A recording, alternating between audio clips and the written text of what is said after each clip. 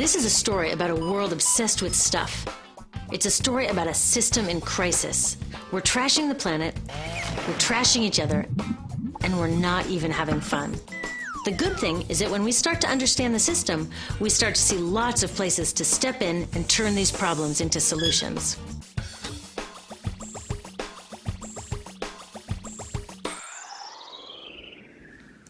Can I tell you, I love my Pantene Pro V.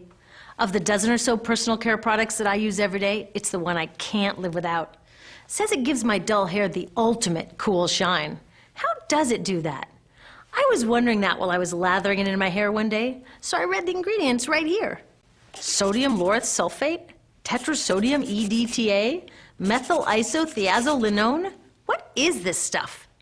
I took this list to some scientists who know how to read it. Turns out my Pantene contains a chemical linked to cancer. And lots of other products in my bathroom, from sunscreen to lipstick and even baby shampoo, also contain chemicals linked to cancer or other problems like learning disabilities, asthma, and even damaged sperm. Like most parents, I try to keep my family safe. But now I find out my bathroom is a minefield of toxins? What are we supposed to do? To find out the answers, we have to go back to one of the key features of our materials economy: toxics in, toxics out. If, at the factory, you pour toxic chemicals into a product, like baby shampoo, you're going to wind up with toxic baby shampoo. And toxics in workers, communities, and, babies. So let's take a closer look at this toxic outrage where it seeps into our lives every day, in the bathroom. The average woman in the US uses about 12 personal care products daily. The average man about 6. Each product containing a dozen or more chemicals.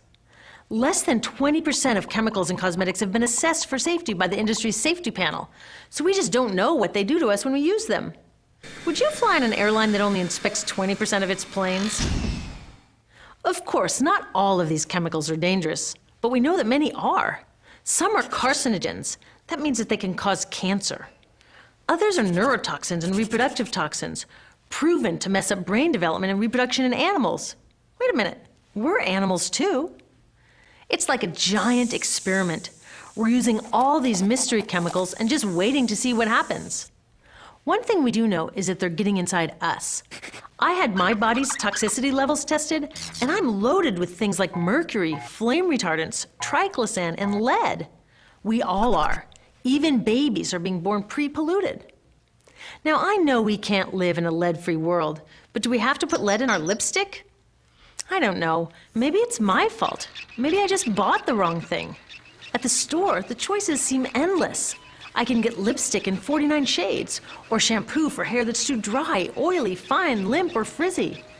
But what about the choices that really matter? Like the choice to buy products that are safe? It turns out the important decisions don't happen when I choose to take a product off the shelf. They happen when companies and governments decide what products should go on the shelves. So who are these companies?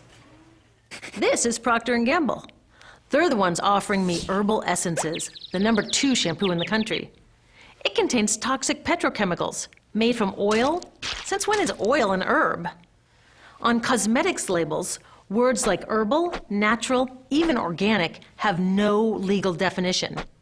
That means that anybody can put anything in a bottle and call it natural, and they do. I mean, can you imagine a top seller called Petro Essences? Gross. What's even nastier are hair relaxers marketed to 5-year-olds and skin whitening creams. These are super toxic, both in their ingredients and in the message they send about what beauty is. Ooh, here's Estee Lauder offering me a chance to help find a cure for breast cancer. That's nice. But wait, they're also using chemicals linked to cancer. Don't you think the best way for Estee Lauder to fight cancer is to stop using those chemicals in the first place? So really, I get to choose between meaningless claims on a bottle.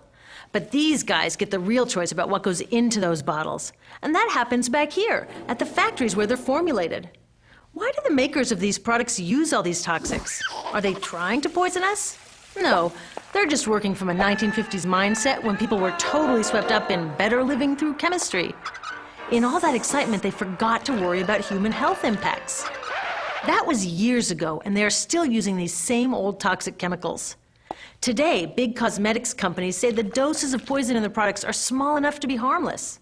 Yeah, maybe if you use them once a year. I guess they never get out and see that their products are being used and combined with other products every day. A little toxic dose under your arms, a little more on your hair, on your lips. And workers in nail and hair salons get dosed all day long. So the industry is used to doing things this way, and they can. Because even now that scientists have linked the chemicals they're using to all sorts of problems, there are no laws to get rid of them. You're thinking, really? Come on, nobody's making sure that the stuff we smear all over our bodies is safe? Nope. The FDA doesn't even assess the safety of personal care products or their ingredients. Since 1938, they've banned just 8 out of over 12,000 ingredients used in cosmetics. They don't even require that all of the ingredients be listed on the label. Now, this is an example where we can all agree a little more government action would be helpful. This lack of regulation leaves a huge hole that the cosmetics industry is all too happy to fill. They set up their own committee to self-police their products, and compliance with their recommendations is voluntary.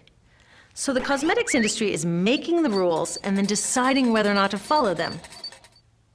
So you see, it isn't our fault that these toxic products are in our bathrooms. It's a whole broken system that's ignoring the simple rule: toxics in, toxics out. But we're not helpless. There are resources online that we can use to protect ourselves by identifying the best possible choices in the store. But the real action is with people working to change the system. Because if we really want to solve this problem, we got to start here with these guys. Women, parents, workers, people all over the country are demanding that Congress pass a new law, giving FDA the power to make sure that our personal care products are safe. We need common sense laws based on the precautionary principle. That means that when you're dealing with hazardous chemicals, just err on the side of caution.